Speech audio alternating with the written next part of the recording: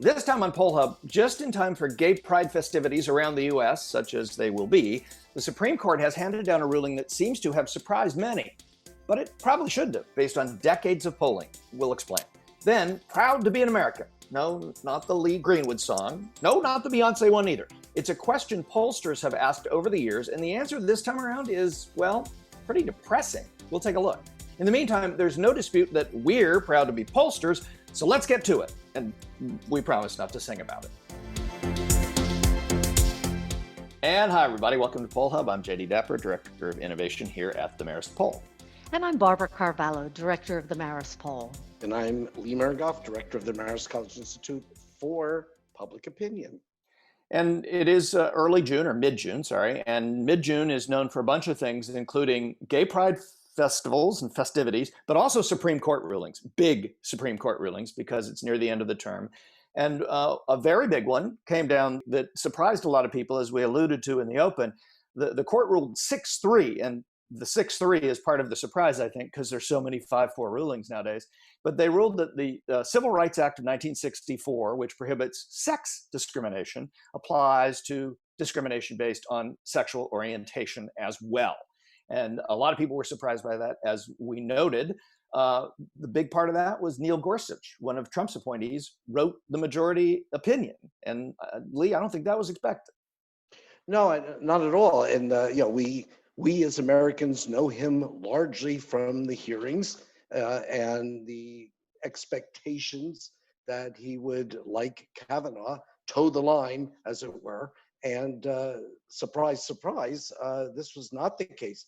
Roberts is the Chief Justice is also an interesting example in this. You know, we've seen his decisions at other points with Obamacare, and now this, and also the DACA ruling. That, you know, it seems that he doesn't want the Roberts Court to be remembered in negative ways by the majority of Americans who clearly think this was the right decision. And that's that's the thing, Barb, is that the polls on this one they're extensive. They go way back, and there's been a consensus on this for quite some time. I think what is interesting, in fact, the CBS conducted a poll on a number of different issues, but specifically with regard to civil rights laws for gay and lesbian people. That showed this consensus across partisan lines. 94% of Democrats agreed that the question being, should gays and lesbians be protected under civil rights laws? 82% of Americans overall, 94% of Democrats, 71% of Republicans, 79% of independents. And this is not an outlier poll. This is something that we have been seeing for many, many years. I think in terms of polling and in terms of American attitudes, although there has always been a consensus, or at least during the polling of these questions over the last 50 years, there's always been a consensus that there should be equal treatment under the law, regardless of sexual orientation. I think one of the things that has changed over the last decade or so is the fact that people wanted laws to ensure this. And that has been a very significant change in American opinion, although it's probably been at least a plurality or close to a majority. Over time, you had seen a great deal of division, particularly across partisan lines in the past. But that has all changed, and over, as I said, over the last about decade and a half, and the Supreme Court has come through with an opinion that is very much in step with American public opinion. Yeah, I just wanted to add to that. I find this interesting, given that so much of the country is divided. 6-3, as Jay indicated, is about as big a majority as you're going to get on a landslide. Yeah, that's a landslide. But I'm also struck by, this is, I think, and correct me if I'm wrong, either of you, but I think this has been a slow and steady climb. It's been popular for a long time, but I think the numbers have kept inching upwards in some of these trends that we see in No some of the question, polls. Neely. Yeah, Um, absolutely. And it has specifically to do with people wanting action to be taken and laws to be on the books that protect rights based on sexual orientation. And that's really, I mean, that's the dramatic change. I mean, we've had questions in the past that have spoken to equality and lack of discrimination. And those have been, questions that have gotten majority support. But then there was this kind of step back when, yeah, well, should we have laws to provide this kind of protection? And that is something that has that's changed. that has Yeah. changed. I think there's a really interesting parallel here on almost the identical topic, which is same-sex marriage. And if you go back in these Mhm. polls to this question of should gay men, the very early question, should gay men and lesbian women in general have equal rights in terms of job opportunities, for instance? Back in 1977, a majority of Americans said yes, they should. But in 1977, when asked, do you think that gay men and lesbian women should be allowed to marry one another? I mean, you have to go actually back to 1996 is the first time it was asked in that way.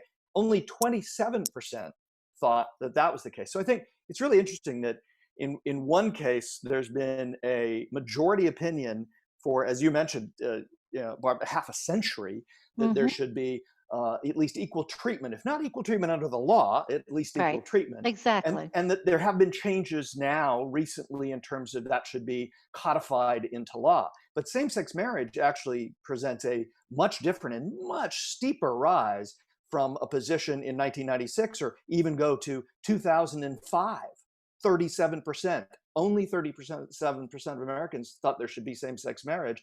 And the last time anybody polled it in 2019, 63% said. That's a little down from some other numbers, but it's the law of the land now. And so there's not much Mhm. argument about it anymore. Yeah, I wonder, and I'll put this out to both of you also. I mean, I think on this issue and this whole, area of issues, I think a lot of people across partisan lines know people who are so Well, inclined. sorry, Lee. I mean, Rosie is having an opinion on this too. Yes, yes. Rosie Carvalho has spoken as well, and someday That's we a will dog, even. by the way, for those of you who didn't hear the dog barking, that was a Yeah, dog. Anyway, but go but ahead. but I think I think a lot of people, just in casual conversation I've had with people on this issue and why public opinion has moved. There's a sense that a lot of people of various partisan stripes, know people who this is something they applaud In fact, personally, and I think that is a case of it's moved public opinion. The other thing I just want to throw out on this is I was looking at well, some of the understand there. I mean, there's been a movement sure that it's has not just that has brought this yeah issue, people forward um, yeah so that there has been a lot of work, a lot of effort, and a lot of protest, and also a lot of suffering that has, made it to public awareness. And and certainly, personal experience is something that's that's very important. and that may explain why there's been a lot of across the partisan lines support for this which we've seen But I the think other we've also changed because it's now at a point where these things, again, true, Jay, same-sex marriage there's not as strong a consensus, but I think we're at the point where these people feel that these issues need to be codified institutionally, governmentally, and legally. So what do we think about the court and 6-3 and Gorsuch? Because one of the things that I guess I didn't really fully realize that there are two very distinct branches of Federalist Society conservative Mhm. judges or thinking. Yeah, One is yeah, contextualist and one is yeah. originalist. And originalist is you try and ascertain the mind frame of the people who wrote the law, and textualists are, well, Scary you just thought, right? you read the text. Yeah, it is. Well, Karnak can do it, but you you read the text and you say literally the text. Gorsuch is a textualist, read the text and said, basically the argument that was made in front of the court was, if I'm going to fire a man because he wants to date a man, but I'm not going to fire a woman because she wants to date a man, that's discrimination based on sex, on gender. And that textually, yeah, I mean, you can't argue with that. That's what the text says. Whether the originalists agree, well, they don't. They say, in fact, that no one in 1964, when this law passed in 1965, not one single congressman or senator probably was thinking, yeah, let's make sure this counts for gays and lesbians. So what does this mean going forward? Is there anything to draw from this, any conclusion to draw from this? Well, I think, watch out for things that are perceived as intolerant. If there's anything to be said for the current generation, younger folks. And also, I think we're also seeing changes in attitudes going on in our society. I saw some numbers on the Black Lives Matter, whether police violence, the AP in Newark did this, whether police violence is a serious problem or not. 2015, 32%, up to 48% currently. Again, a 16-point move. We're talking politics, we're talking Democrat, Republican. We don't get movement like this. We're not seeing it now on issues, on fundamental issues that people can connect with in one way or another, things they see about, they know about. There's potential for movement on these things, and we're seeing that. Yeah, and just on your point, Jay, about the textualist argument, I think we have Ruth Bader Ginsburg to thank for a lot of legal precedents that were based on, specifically on that argument, which was a turning point on many of these issues. The other thing about the court that strikes me is that everybody talks about the court not being very, particularly, well, not everybody. There is talk that the court tries to be immune from public opinion, but there's a lot of court historians who point out that's just not the case. They are human too. And this strikes me as a case where some of these conservative justices are trying to find a way to be in line with the broad public majority. 77%, was it 77% of Republicans, believe this is the case? I mean, that it's just not a tiny little sliver of opinion. I think it was 71, but 71. At right. 7 and 10 is a big number. Just, it's not a tiny sliver of even Republicans who believe this is right. And I think, that's a salmon swimming upstream at that point. Okay, folks. But if this is something that a lot of people are applauding, I know we have another topic which suggests that not everybody's applauding everything right now. So I don't know, Barb. Are people happy? Well, I mean, gay pride is certainly up, and something that we're all applauding, particularly after this week's decision by the Supreme Court. But pride in America overall is not something that is up. In fact, what we have seen is we are actually at a very significant low when it comes to pride in America. And the drop in that has been primarily among Republicans. Republicans dropping from a very significant consensus of 76% who were extremely proud last year to, I believe, 46% this year. So, guys, I know there's a lot going on, but what's your take on how pride in America has declined so dramatically? Well, I would connect it also to people's displeasure with the institutions. So I think that's a big part of it. But also we're going through some very tough issues right now. COVID-19, race relations, the economy. People are, Democrats, in a sense, were already in a very grumpy mood. Republicans, as you mentioned, are the ones that have now also joined. And the numbers on the right direction, wrong direction of the nation, those are very much I think we were hitting I think we were also hitting a low on that too, a right direction of 21% in the latest poll. That Republican pride number, by the way, I think is actually 67%. It went from 76 to 67%. Oh, ouch. Yeah. Sorry so about it was that. a drop. It's not as low as it's Yeah, it's not as low as it's been. If you go back to 2000, when at the end of the Clinton presidency, it was actually at 64%. So it has been slightly lower over the last 20 years, but only slightly. One of the things that strikes me about this is Democrats have dropped off a lot too from the time that Obama was president. Now it's gone from 56 in 2013 to 24% are extremely proud now. But what I always look at independence, because so much of what we talk about is just so red, blue, partisan, partisan, partisan. But over time and over a long period of time, so starting in 2009, independents were at 54% saying they were very proud or extremely proud to be an American. And it's down to 41%. And that's a long kind of slide down, and it's 13 points. I know that's not the end of the world, but 41% of independents strikes me as probably a pretty good, fair number of to say, how Americans in general see it. And in fact, it does match 42% of all Americans feeling that way. 4 in 10 feeling extremely proud seems like a pretty low point in the nature of this boisterous country where we're always so, whether you're Republican or Democrat, you're always saying you're proud to be American. It seems really low. Well, Yeah, how much of this though is, about the country, and how much of it do you think is about just how people are feeling right now? A couple of other numbers, because I'm glad you mentioned and corrected me, Jay, because the right direction overall is 21%, but Republicans dropped to 46%. That's where they dropped below Right. majority on the right direction, wrong direction. But also, and that was, but there was another poll that was done by NORC, the national, the out of the University of Chicago. This is a question that has been done since 1972, asking people how happy they are.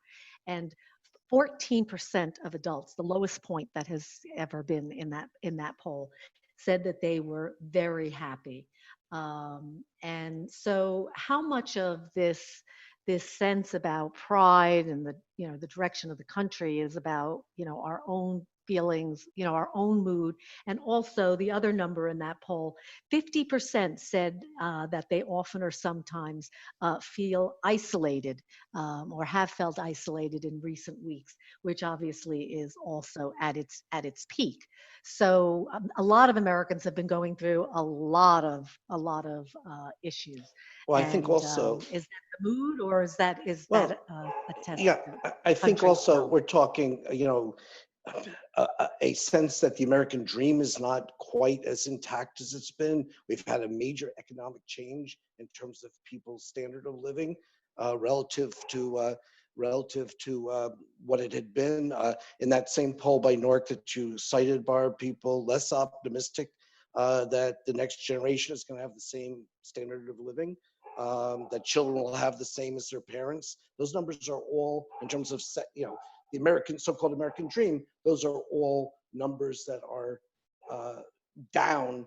And I think with reason. I don't think this means that people don't necessarily feel patriotic, but the numbers are not, ringing like they were. Yeah, I mean, I think this number is Lee. I think all we're doing is seeing a different phrasing of the same question of Yes. right Yep. direction, wrong direction, all Yep. that. This is just another way of asking that. And if people are that are that seldom happy, if people are feeling isolated, if people are feeling down, it's really hard to separate yourself from your own personal position and say, "But I'm proud to be an American." Yeah. That's a little tough to do in this environment. So I don't know that we want to invest too much meaning in this one question that has been asked for a long time. But I think as we look at it in light of other numbers, as you've suggested, Lee, I think it yeah. does paint a picture of a country that, much like late 70s Carter era, and much like post, the post 2008 crash,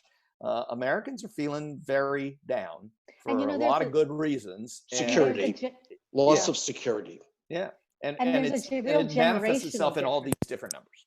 Yeah, and it's a real generational difference. Is that our future? I don't know. Hey, Amelia. So we have one of the people who is on our podcast, but has her mic silenced, muted every week is Amelia Morel, and she is now about to become our generational ambassador. So what do you think about that, Amelia? To be honest, I would say my American pride is slightly down over the last couple months, just based on everything that has happened and my concern about the job market once I graduate. So, and I would say a lot of people my age also feel that way. So I definitely think that it seems to be a generational thing based on American pride. A lot of younger people seem to be more down as opposed to older people since they're worried about the future that they're going to have. Well put. And I think, people of my generation, about 7 generations ahead, older than Amelia, Not that many, Lee. It's not there that are many. some things we can point to, some accomplishments, some progress that has occurred in our lifetimes, which may not have been the same right now for folks who are younger. Hopefully that will not be the case and things will be rosy, as it were, down the road. So Amelia, we'll have you back on to talk about something happier in a future episode instead of you being the doomsayer for your generation. So, but appreciate you weighing in. That was it's good to hear. Thank you. I appreciate it. So that'll do it for this edition of Poll Hub. Poll Hub is a production of the Marist Poll at Marist College in Poughkeepsie, New York. Although again, we are all broadcasting or podcasting remotely. Mary Griffith is our executive producer. Casey Schaff is our editor, and Amelia Morel is our generational representative for Gen. What are you? Gen what?